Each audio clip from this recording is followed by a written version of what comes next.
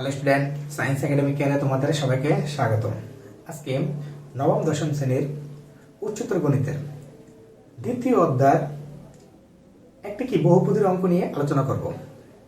তোমাদের দ্বিতীয় অধ্যায় কি অনুশীলনী কত 2-এর যে 5-এর অঙ্কটা আছে সেই অঙ্কটা নিয়ে একটু আমরা আলোচনা করার চেষ্টা করি। দেখো 5-এর অঙ্কটা বলছে কি এই একটা বহুপদীর, হ্যাঁ, একটি সাধারণ উৎপাদক কত x-2 হলে দেখো যে এই কি কত 2। এখন যেহেতু এটা একটা বহুপদী, এই বহুপদীর কি এই রাশিটা হচ্ছে কি একটা উৎপাদক।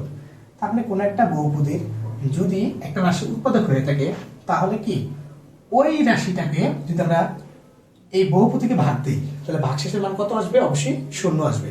সেটা হচ্ছে কি বহুপদীর নিয়ম। এখন যে বহুপদীর দেওয়া আছে এই বহুপদীকে আমরা কি দেওয়া আছে বলে লিখি x পাওয়ার কত 4 মাইনাস কত 5 কত x কিউব প্লাস কত 7 কত x স্কয়ার মাইনাস কত a। এটা হচ্ছে কি বহুপদী। এই বহুপদীটাকে আমরা কি ফাংশনে যদি পরিণত করি, হ্যাঁ, তাহলে মনে করি বা ধরি বলে যদি আমরা কি এটাকে ফাংশনে কনভার্ট করি, p অফ x ইকুয়াল কত x পাওয়ার কত 4 মাইনাস কত 5 কত x কিউব প্লাস কত 7 কত x স্কয়ার মাইনাস কত a।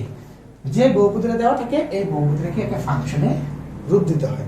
কারণ ফাংশনে রূপ দিলে এই ফাংশনের যে x এর মানটা এই x এর মানে আমার যে রাশিটা দেওয়া আছে এই রাশিটাকে যদি আমরা শূন্য ধরি, শূন্য ধরলে x এর একটা মান বের হয়। তাহলে এই যে x এর যে 2 মানটা এই মানটা যদি আমরা কি করি এই ফাংশনে x এর জায়গায় বসাই তাহলে ওই রাশিটার মান কি হবে? 0 হবে।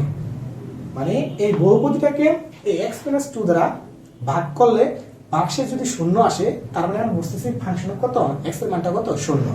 এখন এই x এর মানটা কত পাইছি 2। তাহলে আমরা ফাংশন কত এই x এর জায়গায় আমরা কি বসাবো? x এর পরিবর্তে 2 বসালে এই রেজাল্টের মান কত হবে? তাহলে আমরা ফাংশন কত 2 এর মান কত 0 ধরব। 0 ধরার মাধ্যমে এখান থেকে কি a এর মানটা নির্ণয় করব।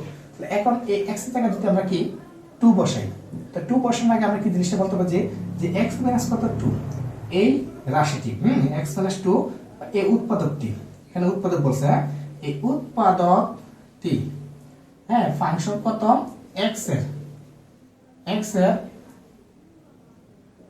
বা ফাংশন x এই বহুপদীর, হ্যাঁ, ফাংশন কি বহুপদীর একটি উৎপাদক হবে, একটি উৎপাদক হবে যদি ফাংশন কত x থেকে 2 বসালে এই রেজাল্টের মান কত হয়? 0 হয়। অর্থাৎ ভাগশেষের মান কি হয়? 0 হয়। তার মানে এখন আমি কি এই শর্তটা ব্যবহার করে এখান থেকে কি এর মানটা নির্ণয় করব। তাহলে একটু খেয়াল করে যদি আমি করি, উপরে একটু মোছার চেষ্টা করি, দেখাতো উপরে মুছলে দেখাতো একটু খেয়াল করে। এখন এই যে সুতরাং বলে আমি কি করব p অফ কত x এর জায়গায় কত বসাবো? 2 বসাবো। তাহলে 2 বসালে যত জায়গায় x আছে তত জায়গায় 2 মাইনাস 5 ইনটু কত 2 পাওয়ার কত 3 প্লাস 7 ইনটু কত 2 স্কয়ার মাইনাস কত a।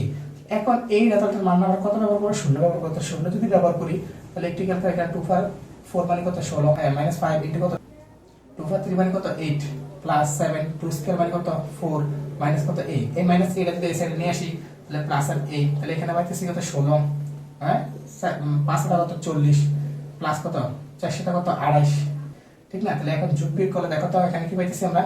যোগ বিয়োগ করলে তোমার কত পাইতেছি? রেজাল্ট পাইতেছি কত 4। তার মানে এর মান কত 4। বুঝতে পারছি?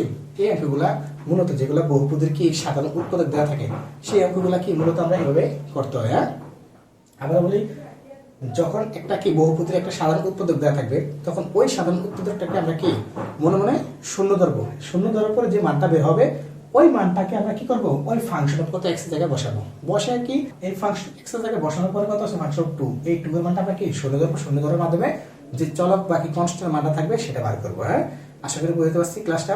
অবশ্যই আমার ক্লাসগুলো বুঝে থাকলে লাইক কমেন্ট শেয়ার করবা, অন্যদেরকে দেখার সুযোগ করে দিবা। আজকে এতটুকুই, আল্লাহ হাফেজ।